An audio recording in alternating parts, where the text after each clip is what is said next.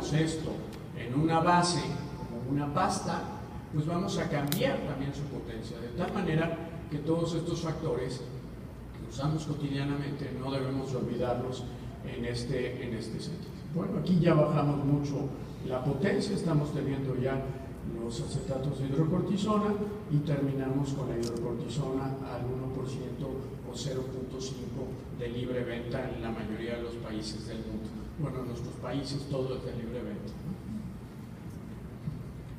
El vehículo es fundamental, ya lo mencionamos, de tal manera que es muy importante no olvidar que este vehículo tiene dos funciones: transportar el esteroide, pero la segunda y no menos importante es darle a la piel una mejoría para poder recibir mejor este esteroide, de tal manera que en una piel muy seca, en una piel que tiene escamas, que tiene descamación, que tiene probablemente placas, un ungüento nos va a ir muy bien, mientras que en unas lesiones exudativas probablemente la loción o solución nos vayan mejor. De tal manera que las características del vehículo son solubilizar el esteroide, hacerlo llegar al lugar, liberarlo, hidratar la piel, y esto nos va a permitir que la penetración se dé de una manera mayor o menor solo con el esteroide. Pero cuando hablamos de penetración, nosotros tenemos que tomar en cuenta que la piel puede estar íntegra o no tanto, y por tal motivo sus condiciones de penetración son muy diferentes. Recuerden que no hay más desperdicio farmacológico en todo lo que usamos que los esteroides tópicos. De cada sustancia, de cada cantidad que ustedes aplican o el paciente aplica de esteroide tópico, menos del 1% es lo que está actuando clínicamente, farmacológicamente, y el 99% se está desperdiciando y se está yendo por las diferentes vías a la orina o a diferentes sitios para su eliminación. Por tanto, en algunos casos necesitamos potenciar, aumentar la penetración, y se nos ha ocurrido a la humanidad pues que hay que ponerle oclusión, que hay que ponerle tiras, que hay que poner tiras y oclusión, y vean cómo en la misma dosis aumentamos en forma logarítmica prácticamente su penetración. De tal manera que si yo pongo una hidrocortisona al 0.5, que es la que venden de libre venta, tengo un por ciento de la dosis que está penetrando, y si la ocluyo de alguna manera voy a lograr un efecto más importante. El área a tratar ya lo mencionamos, igual que la edad.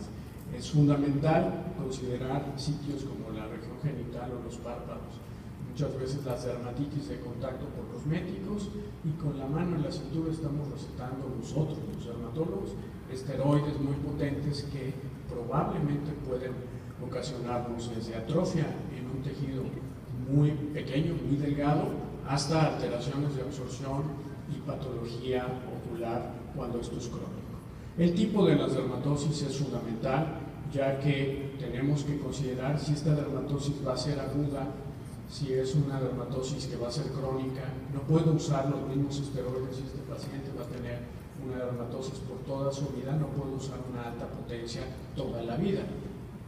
Si es seca o es exudativa, ya que de eso dependerá mucho la galénica. Y obviamente el tipo de paciente y el tipo de dermatosis.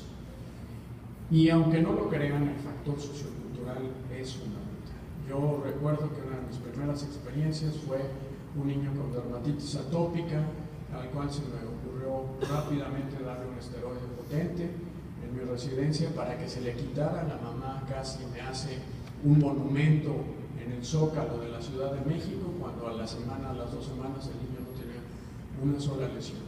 Y lo siguiente que recuerdo es casi al final de mi residencia, 3 años o 4 años después, ver a la mamá regresar con el niño, mi receta en mi cara, plastificada, y le había puesto el mismo esteroide por 4 años, y ya se imaginan todas las complicaciones que eso conlleva y donde el medicamento mágico del doctor Pérez se había convertido en el medicamento maldito.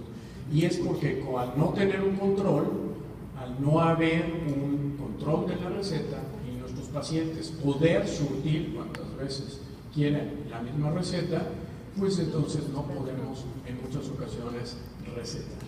En Estados Unidos, en Europa, ustedes, los dermatólogos pediatras, los pediatras recetan esteroides de muy alta potencia a los pequeñitos y le ponen 3 gramos para que le dure todo el mes.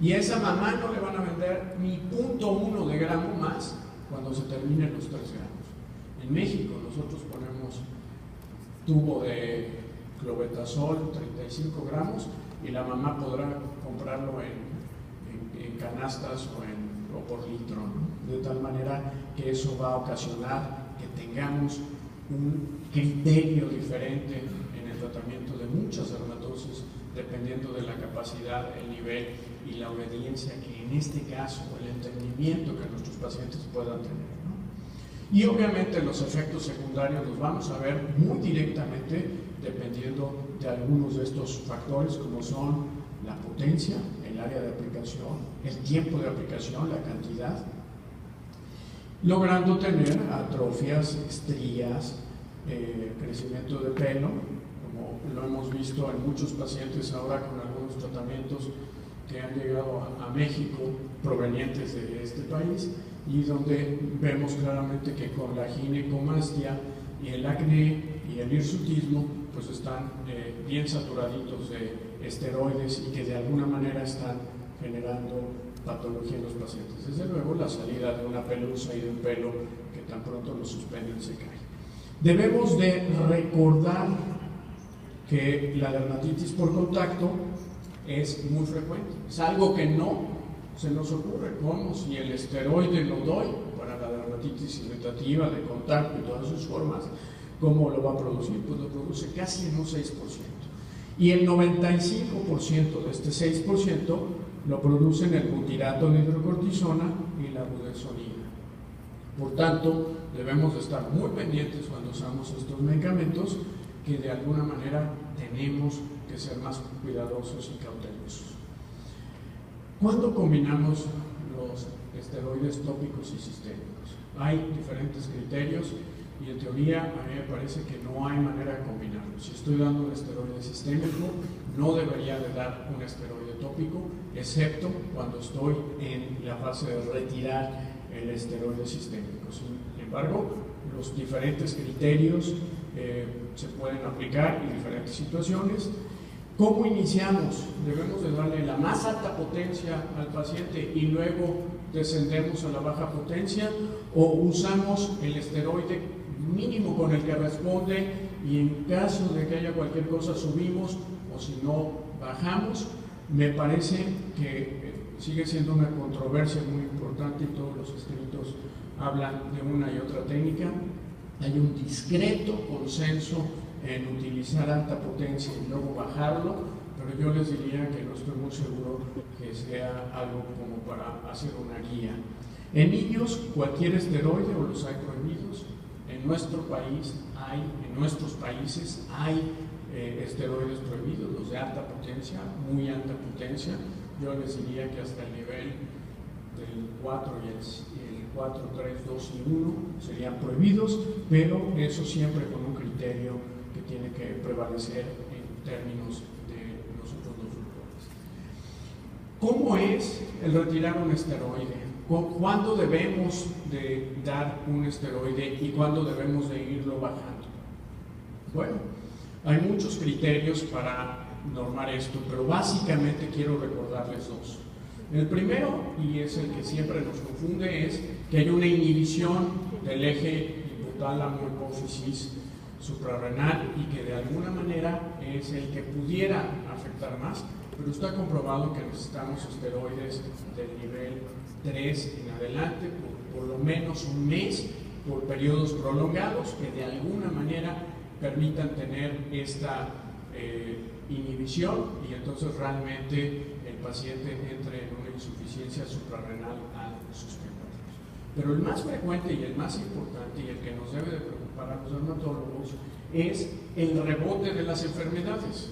Y todos conocemos lo que nos hace una dermatitis atópica, lo que nos hace una psoriasis, lo que nos hacen diferentes dermatosis, cuando de inmediato, tan pronto las quitamos el esteroide y 2 días después tenemos una dermatosis notablemente más abundante, notablemente más florida y mucho más sintomática que la inicial. Por tanto, el proceso de retirar el esteroide y de cambiar, en esto de verdad créanme que hay como 10,000 escritos diferentes de cómo retirar el esteroide para que las enfermedades no reboten.